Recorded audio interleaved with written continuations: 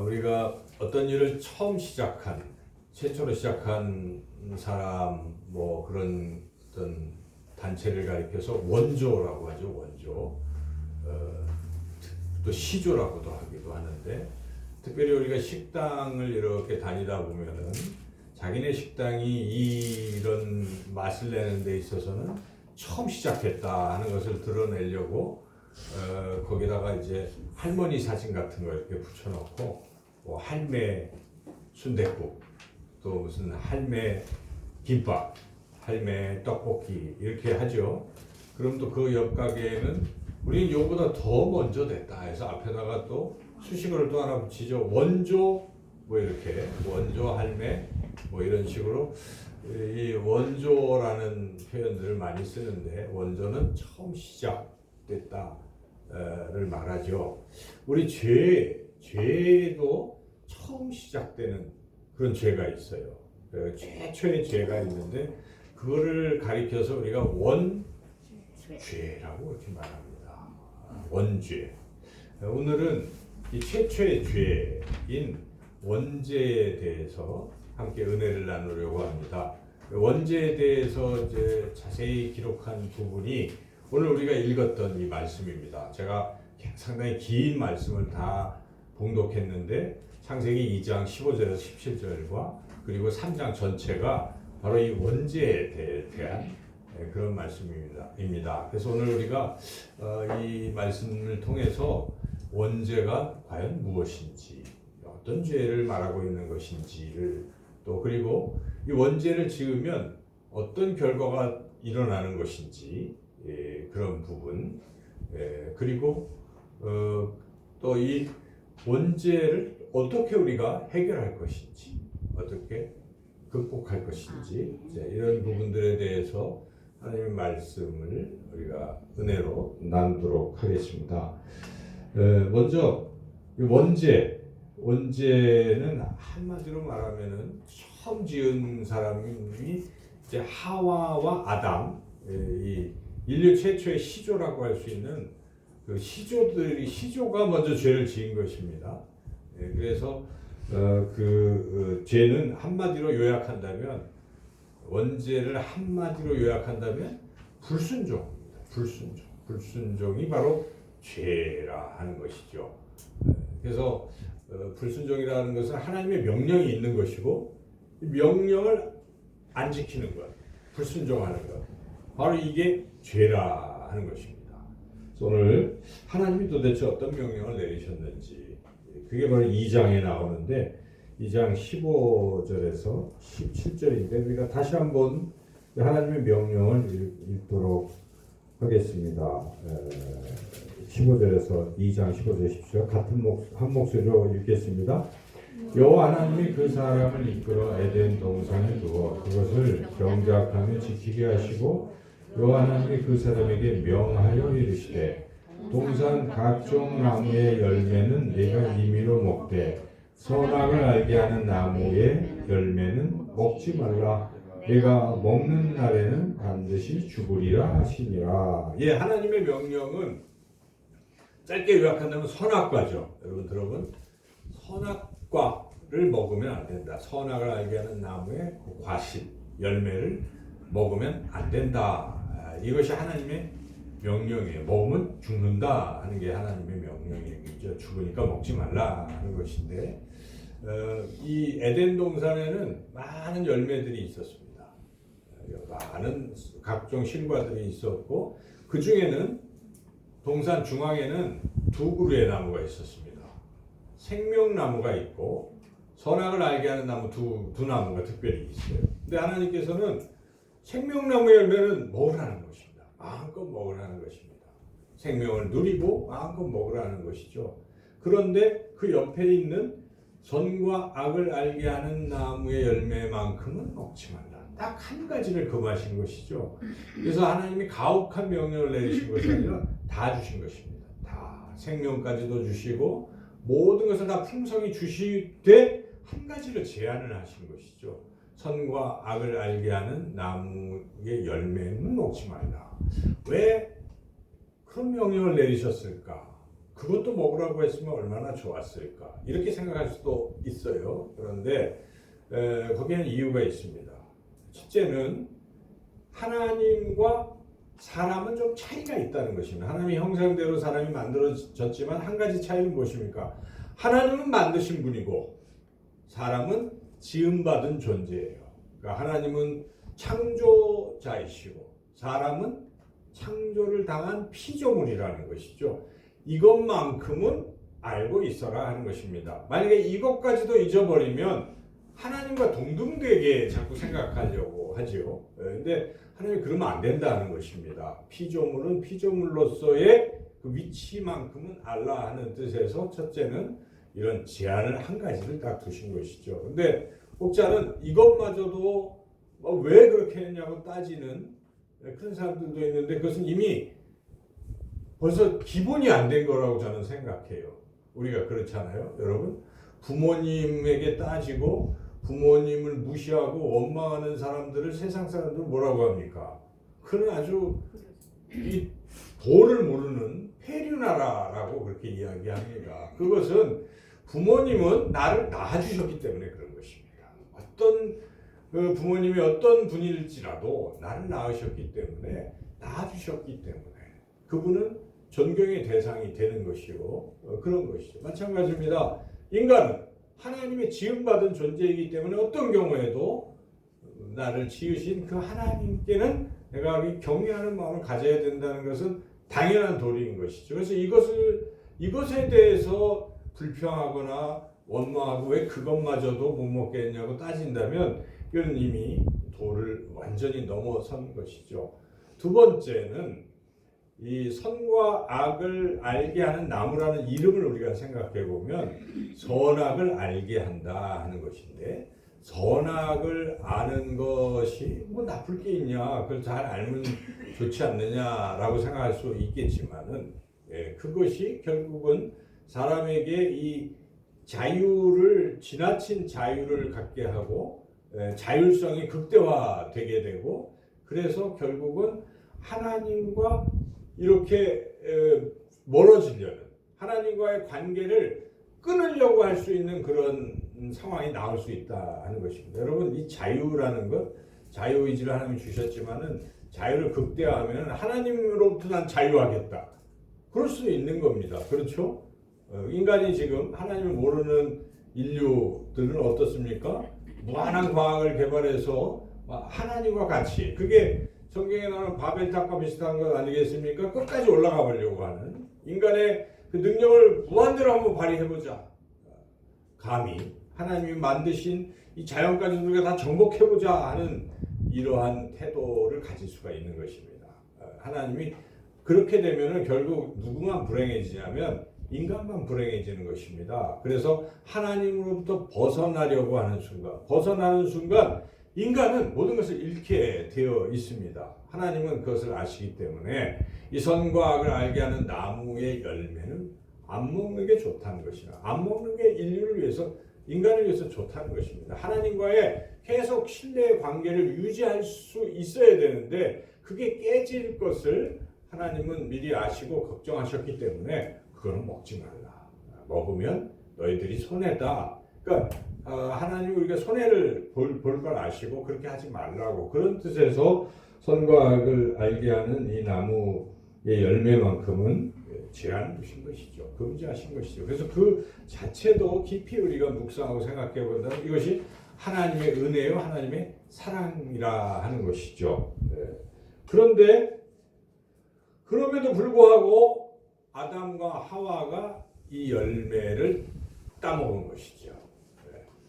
하지 말라고 했는데 따먹었어요. 자, 이것을 우리가 순종하지 않는 불순종이고 이것을 죄라고 하는 것입니다. 그러면 우리가 이 불순종의 죄를 어떻게 해서 짓게 되었는가 하는 걸 잘 생각해 봐야 됩니다. 우리도 신앙에 있어서 불순종하는 부분들이 상당히 많습니다. 의외로. 왜 자꾸 불순종할까? 우리가 왜 불순종할까? 불순종하면 그게 죄고 하나님이 가장 싫어하시는 것인데 오직 순종을 해서 우리가 살아가야 되지 않겠어요? 여러분이 이제 지금 성경을 읽으시는데 창세기에 이어서 출애굽기 쭉 이어지는 모세오경, 창출, 레민신의 부분의 핵심은 다른 게 아닙니다. 딱 하나예요. 하나님 말씀에 순종하면 복을 받는다는 거예요. 불순종하면 저주를 받는다. 그게 결론이에요. 지금 창세기 시작부터 아담과 하와가 죄를 졌기 때문에 이래서는 안 되기 때문에 항상 하나님 말씀에 순종하라는 것을 강조하는 것이 그게 모세오경이고 그게 바로 율법입니다. 율법에 순종하라고 가르치는 것이죠. 그래서 우리 신앙에서도 순종이 최고입니다. 우리가 이 1대1 제자 훈련을 받아보면요 이렇게 쭉 수레가 있는데 쭉 돌아가는데 하나씩 뭐 나와요. 근데 맨 마지막은 순종이에요. 그러니까 결국 마지막 열매는 순종입니다. 순종이 제일 중요해요. 그래서 하나님께서는 내가 하나님께 예배드리고 하기 위해서 이 짐승을 일부 남겨뒀습니다 하는 사울에게 뭐라고 합니까? 사무엘을 통해서 순종이 제사보다 낫다는 것입니다. 여러분, 저와 여러분이 우리 신앙에 있어서 가장 최고로 두어야 될 것은 순종인 줄로 믿습니다. 그래서 항상 우리 하나님 말씀에 그냥 묵묵히 순종하면 됩니다. 그럼 하나님이 알아서 다 해주시는 거예요. 그래서 순종이 최고예요. 여러분 신앙이 잘 자라는 길은 다른 거 없습니다. 순종하는 것입니다. 하라 그러면 하고 그냥 그 자기가 생각해서 자기가 다 이러고저러고 하면은 신앙이 자랄 수가 없어요. 그래서 오늘 오후에도 그런 말씀이 또 있지만은 어떤 사람은 열매 맺어요. 좋은 땅에 뿌려져서 열매를 맺어요. 어떤 사람은 열매를 못 맺어요. 길가에 있는 것, 가시덤불에 있는 것, 돌밭에 있는 그런 밭을 가진 사람들은 열매를 못 맺습니다. 근데 그 맺는 좋은 땅은 다른 게 아니에요. 말씀을 듣고 순종하는 거예요. 지키는 거. 그러니까 지키는 것이 우리 복 받는 길이요, 신앙 성장의 지름길이요, 순종하다가 결국은 천국에 가는 것입니다. 근데 자꾸 예수님 믿었다고 하면서도 불순종을 자꾸 누적시키면요 나중에 희미해져요.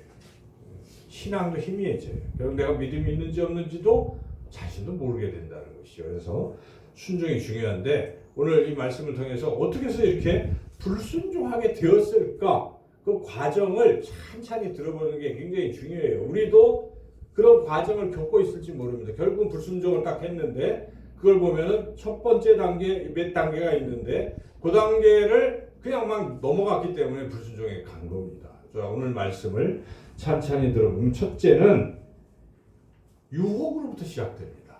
불순종은 죄는 유혹으로부터 시작돼요. 뱀의 유혹으로부터 시작되는 것이죠. 오늘 본문의 3장을 보면은 1절에 그게 나오죠. 1절 읽어보겠습니다. 그런데 뱀은 여호와 하나님이 지으신 들짐승 중에 가장 강교하니라. 뱀이 여자에게 물어 이르되 하나님이 참으로 너희에게 동산 모든 나무의 열매를 먹지 말라 하시더냐. 자, 처음에는 뱀이 말하는 게 뭐 별로 틀린 말 같지가 않아요. 그렇죠? 근데 잘 생각해 봐야 돼요. 마귀가 우리를 유혹하는 과정을 보면요. 처음에는 굉장히 합리적입니다. 야, 뭐 그 정도는 이렇게 얘기를 하니까 그렇지. 나중에 다 누적해 보면 어느덧 나는 어디로 가 있어요?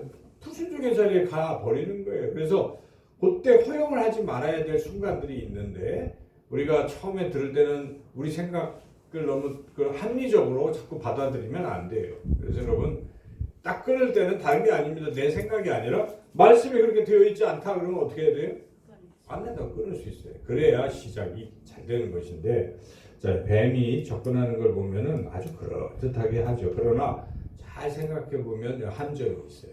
첫째, 여기 보면은 뱀이 여호와 하나님이 지으신 들짐승 중에 가장 간교하다는 건 영리하다 이런 뜻인데 뱀이 여자에게 하나님을 뭘로 부릅니까?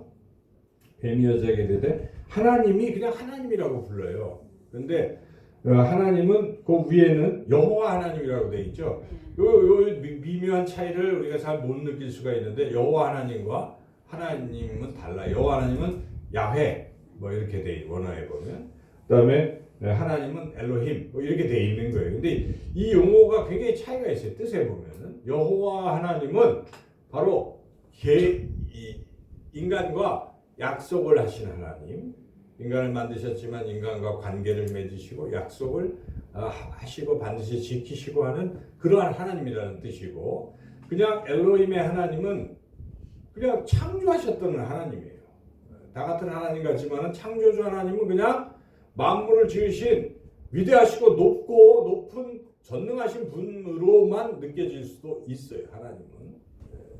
그런데 여호와 하나님은 나와 관계를 맺으시는, 동산을 거니시고 아담과 함께 교제하시는 그 하나님, 말하시고 하는 그 하나님인데, 뱀이 그런 하나님을 부각시키는 것이 아니라 그냥 멀리 떨어져 있는 하나님인 것처럼 창조주 어떤 이런 부분으로 이렇게 표현을 하고 있다는 것을 우리가 주의 깊게 봐야 되겠어요. 아까 우리가 읽었던 2장 15절에는 누구로 표현되고 있습니까? 계속 여호와 하나님이.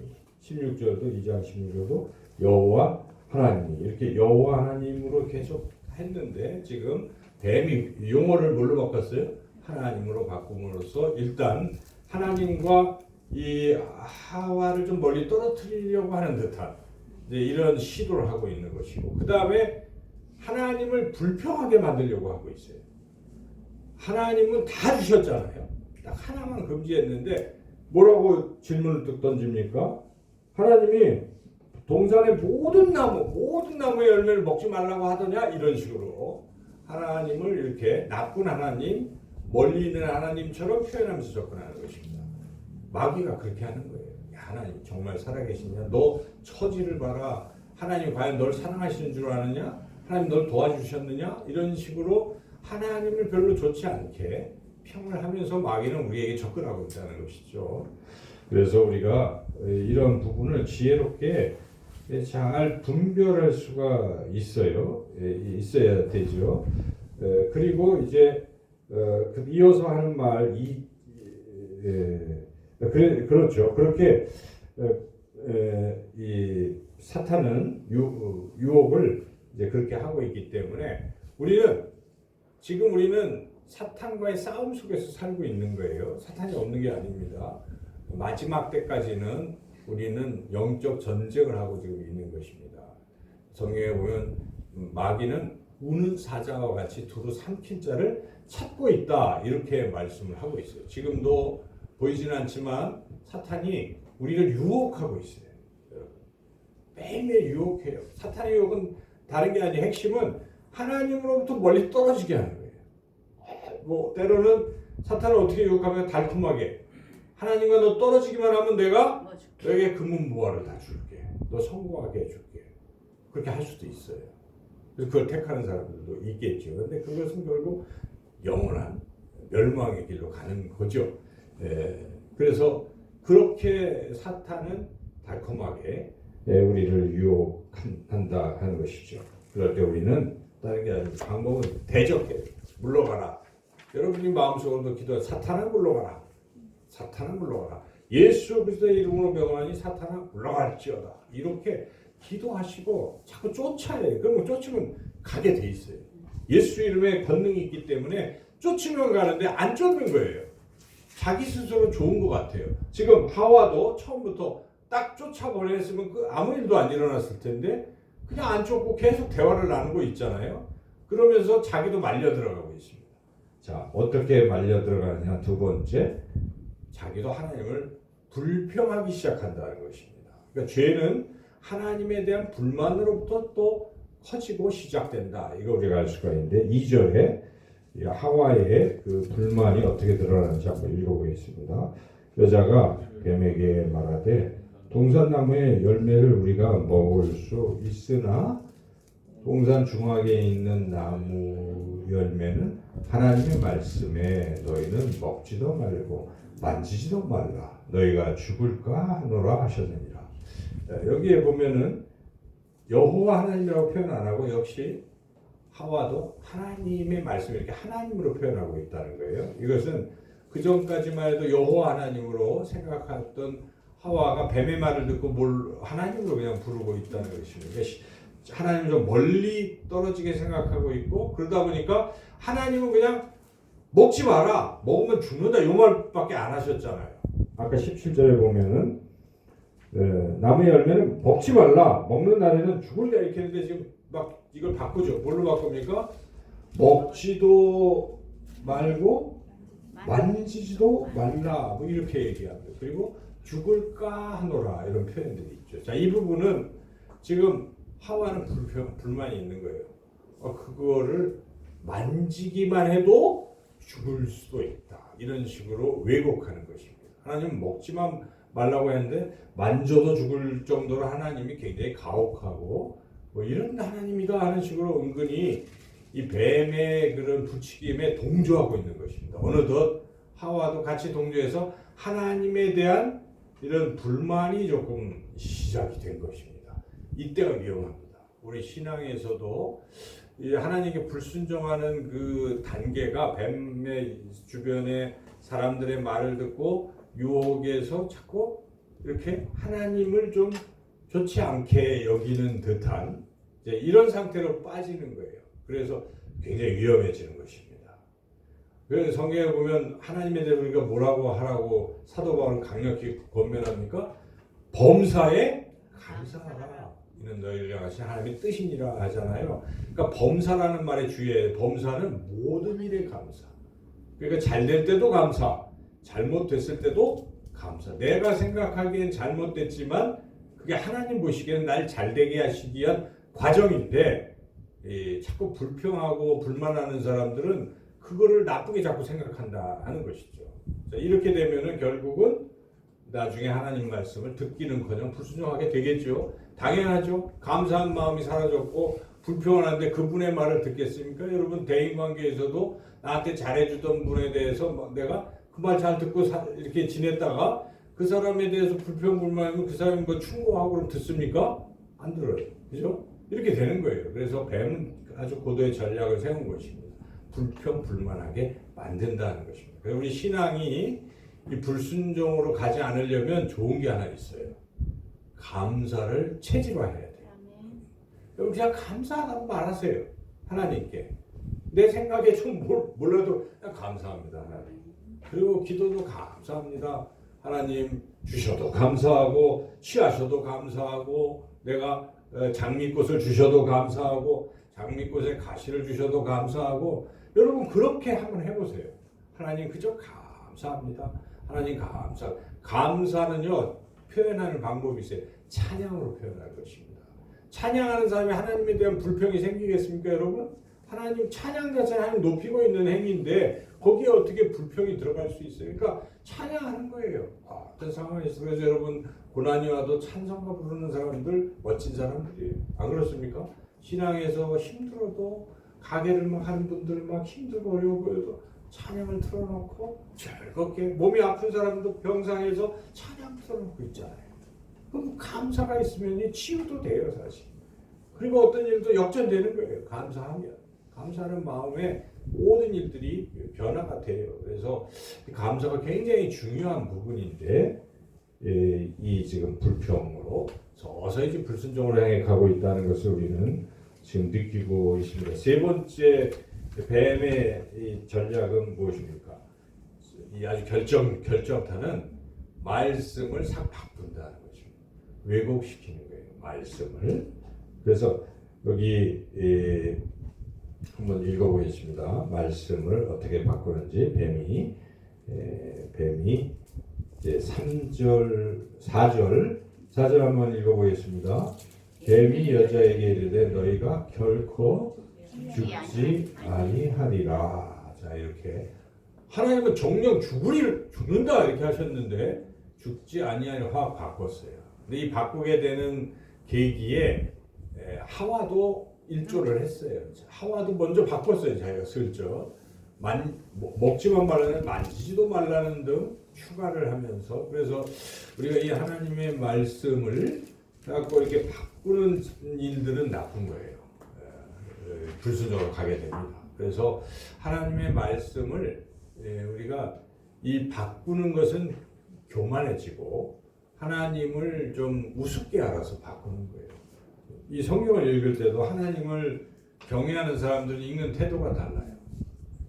하나님의 귀한 말씀을 읽겠습니다 하고 우리가 성령님 이 말씀을 잘 깨닫고 하나님의 음성을 듣게 해주세요. 이런 겸허한 마음으로 말씀을 읽지 않습니까? 근데 좀 이렇게 하나님을 우습게 여기는 사람들은 이건 진짜야? 가짜야? 이런 태도로 말씀을 읽으려고 해요. 근데 거기에 어떻게 하나님의 음성을 들을 수 있겠습니까?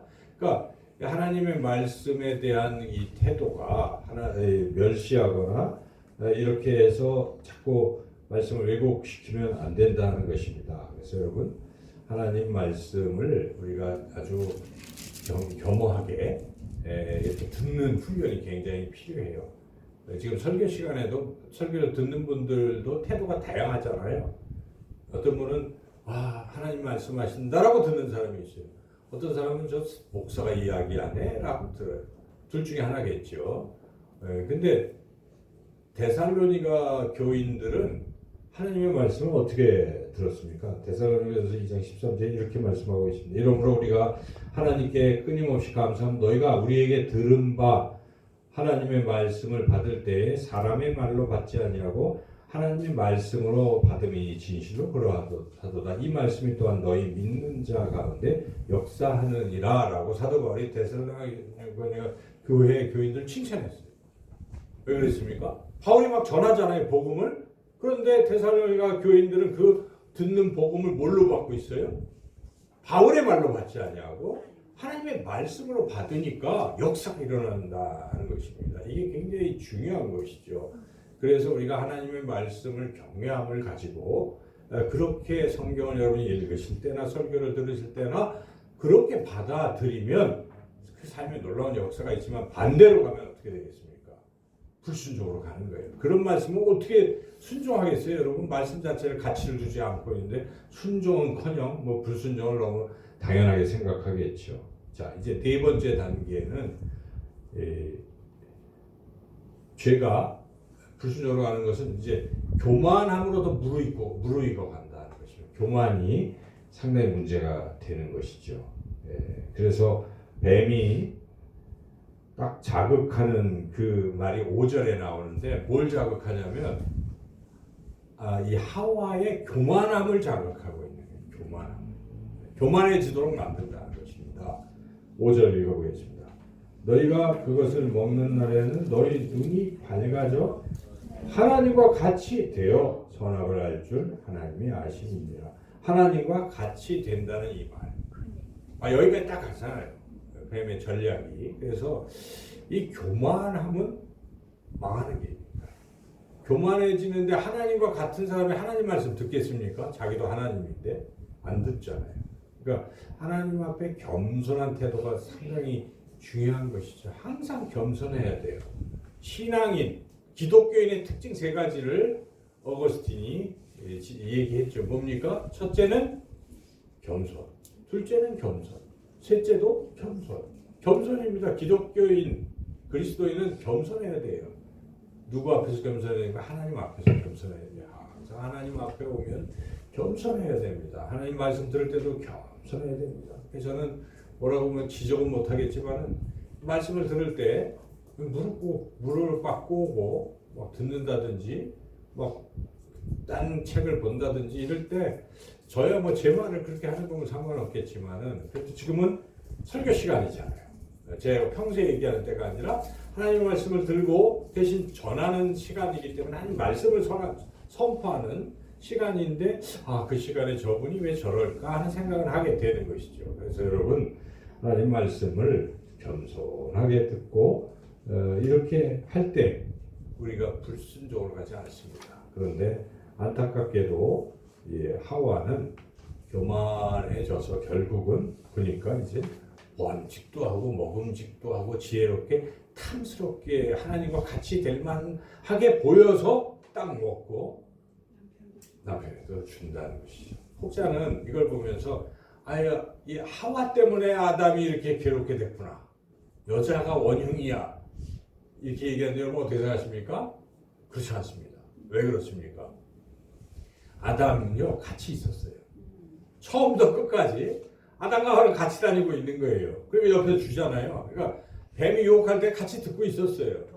그 동조자예요. 그때 여러분 뭐라고 얘기해야 돼? 야, 하지 마. 해야지. 더군다나 자기에게서 나간 여자이고 자기가 더 또 영적으로 그래야 될 위치에 있는 사람이 같이 이렇게 보고 하고 있는 거잖아요. 그러니까 똑같은 것이죠. 아담이 뭐 더 우월한 거 전혀 없어요. 같이 있고 나중에 주니까 그냥 먹어버리는 것이죠. 그래서 아담도 지금 동일해요. 그래서 성경에 보면은 하와의 죄라고 별로 안 나옵니다.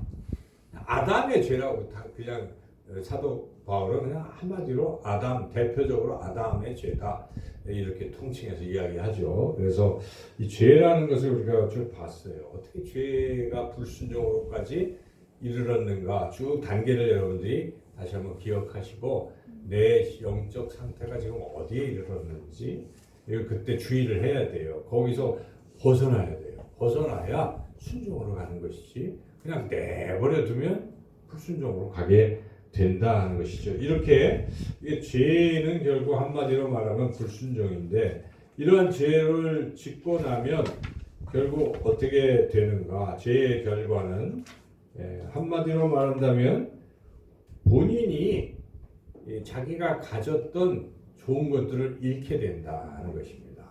성경은 하나님이 사람을 처음 만들 때 하나님의 형상대로 만드셨다고 말씀하고 있잖아요. 그러니까 처음 아담과 하와에게는 하나님의 그 형상, 하나님의 품성이 있어요. 그걸 우리가 본질적인 천품이라고 해요. 하나님 주신 품성이 있고 또 그냥 자연적 또 품성도 있어요. 두 가지로 대별할 수가 있는데 이 죄를 지을 때 가장 중요한 그 천품이 완전 소멸됐습니다. 없어요. 없어져 버린 거예요.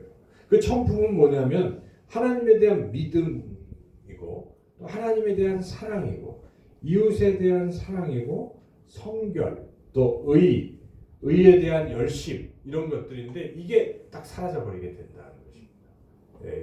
이렇게 사라졌어요. 이런 결과가 됐고 그 다음에 자연적인 품성들도 있는데 이거는 뭐냐면 사람이 동물과 구별되는 어떤 것들이 있잖아요. 여러분 이해력이라든지 판단력이라든지 뭐 그런 것들 어떤 의지력이라든지 이런 것들을 이런 거 다 없어진 게 아니에요. 이거는 부패했다고 표현하고 있습니다. 그러니까 원래보다 나빠졌어요. 상당히 나빠진 거예요. 그러나 희미하게 있습니다. 그래서 우리가 인간은 동물보다는 뛰어나긴 해요. 그러나 원래는 그보다 더 완벽했던 존재들이었는데 안타깝게도 아담의 죄로 인해서 이런 것들이 완전 소멸됐거나 또는 부패해졌다 하는 것이죠. 그러니까 죄의 결과가 얼마나 좋지 않은가. 우리도 마찬가지예요. 예수님을 믿고 우리가 이렇게 변화된 우리가 자꾸 죄와 가까워지면 어떻게 될까요? 믿는 이가 자 그러면 상당히 희미해져요. 영적으로 희미해지고 그래서 이게 뭐 믿음이 아주 약해져요. 이런 상태로 변할 수가 있기 때문에 죄라는 건 이렇게 안 좋은 것입니다. 죄를 지으면 다 잃어버리거나 혼미해지고 썩어 빠지게 된다는 것을 우리가 기억해야 되겠습니다. 그리고 그냥 우리 자신이 그렇게 변화된 것으로 나빠진 것으로 끝나는 게 아니라 벌도 받는다는 것입니다. 벌도 받아요. 죄를 지면은 죄와 벌입니다. 죄를 지면 벌을 받는 거예요. 어떤 벌을 받는지 우리가 쭉 읽었을 때 자세히 나왔잖아요. 단계적으로 뱀 너는 막 완전히 아름다운 모습이었다가 배로 기어다니는 뭐 저주받는 존재로 그죠? 그 다음에 여자 너는 고통 애 낳는 고통 애를 많이 낳으면 낳을수록 고통은 더 심해져요. 생명을 얻는 큰 기쁨을 누리면서도 더 고통 속에 있다는 것이죠. 또 그리고 남자 그전에도 일을 했어요. 아까 우리가 2장 15절에 보면 이 에덴 동산을 뭐라고 합니까? 경작하라. 관리하고 재배하고 이렇게 했을 때는 그냥 열매들이 쑥쑥쑥쑥 잘 나왔어요. 그냥. 그런데 죄를 짓고 나니까 해도 안 돼요. 그래서 막 엉겅퀴가 나오고 해도 잘 소실도 없고 땀을 막 흘려야 간신히 먹고 살 수 있을 정도가 됐다는 것입니다. 이게 누구 때문에요? 본인 때문에 그래요. 본인이 죄를 지은 결과 그렇게 되었다 하는 것입니다. 이러한 결과들이 있어요. 근데 가장 결정적인 벌은 무엇입니까? 그 벌은 에덴 동산에서 쫓겨나는 겁니다. 이 에덴 동산에서 살다가 쫓겨나는 게 그럼 딴 데 가서 살면 되지. 근데 그게 아니에요. 에덴 동산은 하나님과 함께 사는 천국과 같은 곳이었는데 하나님으로부터 떨어져 나간 것입니다. 이제는 하나님의 품을 떠나게 됐어요. 하나님이 함께 하시지 않는 이런 상태가 되는 것이죠. 이것을 우리는 영적 죽음이라고 하는 것입니다. 여러분, 멀쩡히 살아 있어도 하나님과 관계가 딱 단절되는 순간 죽었어요. 우리는 영적인 존재인데 영이 죽어요. 그래서 죄로 인해서 영이 죽었습니다.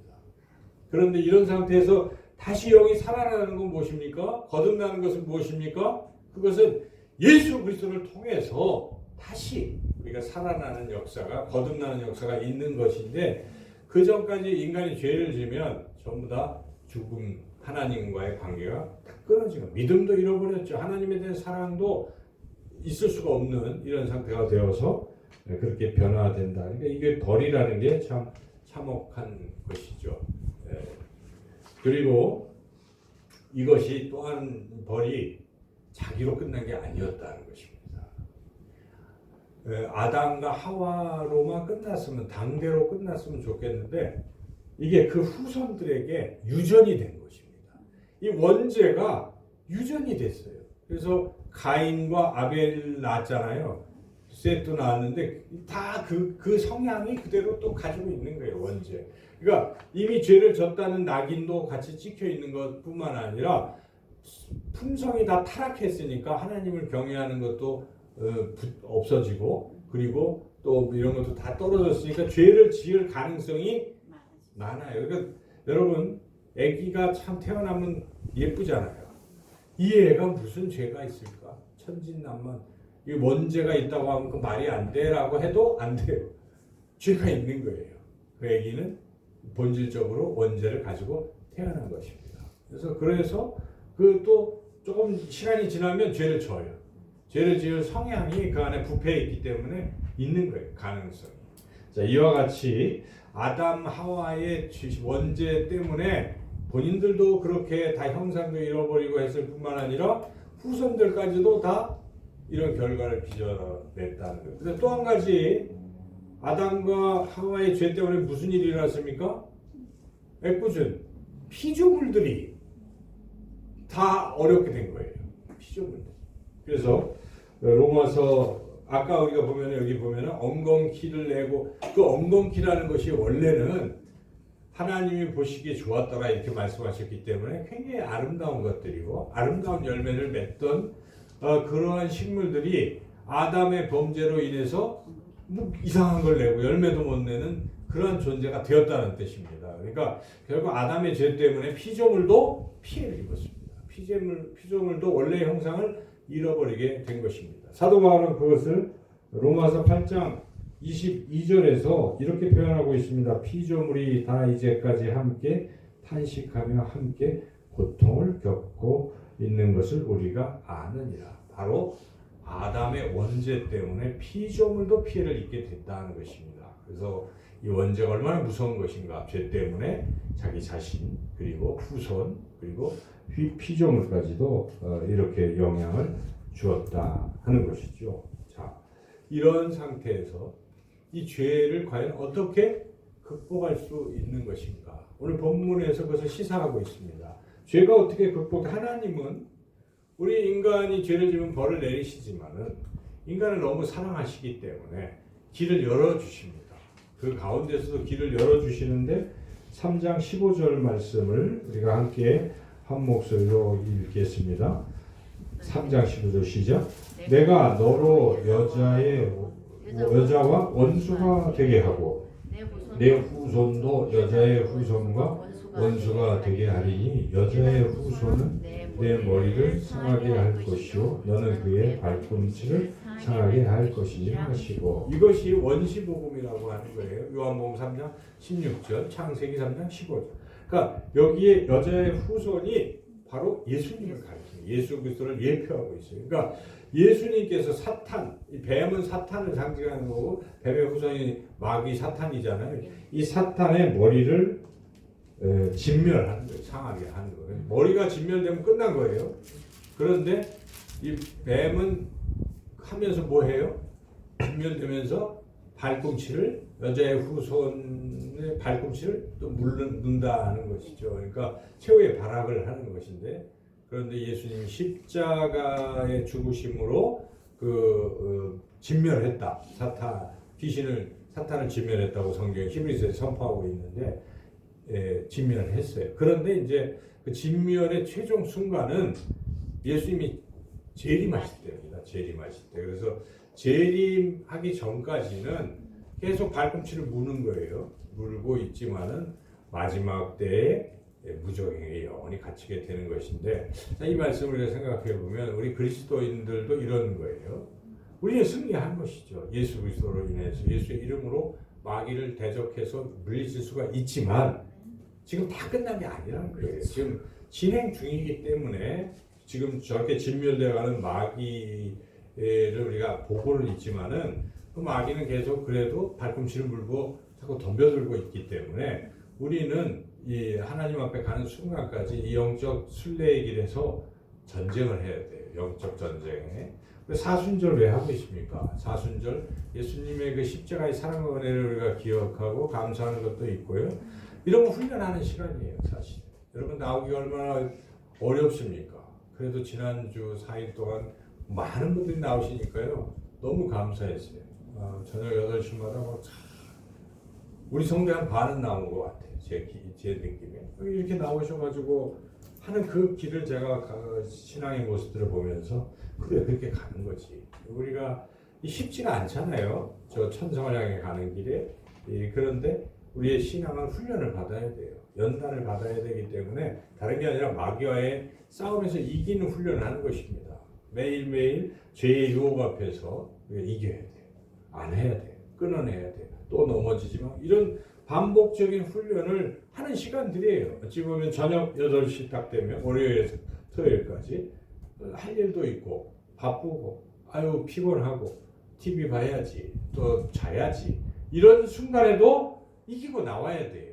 여러분 그런 만약에 이게 천국 가는 길에 이거 안 하면 안 된다고 생각하면 나올 거예요. 물론 그것 때문에 천국 못 가는 건 아니지만 가는 길에 있어서 여러분 훈련을 잘하면 굉장히 편안하게 쉽게 갈 수가 있어요. 운동선수가 훈련 많이 하면은 시합에서 이기잖아요. 그래서 그런 면에서 이 사순절 기간은 영적 훈련입니다. 물론 기도를 해서 응답도 받겠지만은 저는 그런 것보다는 우리의 영적인 이게 강해지는 시간이 되면 참 좋겠어요.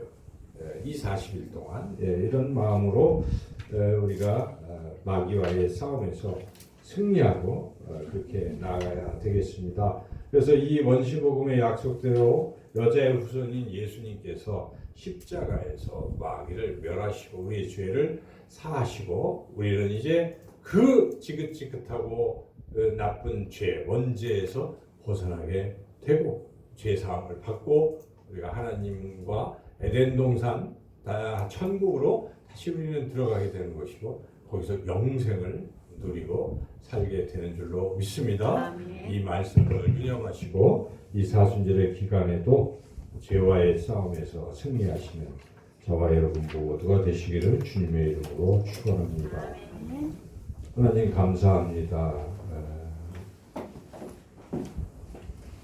죄와의 싸움에서 예수 그리스도의 십자가로 승리하며 나가는 우리가 되게 하여 주시옵소서. 예수님의 이름으로 기도드리옵나이다.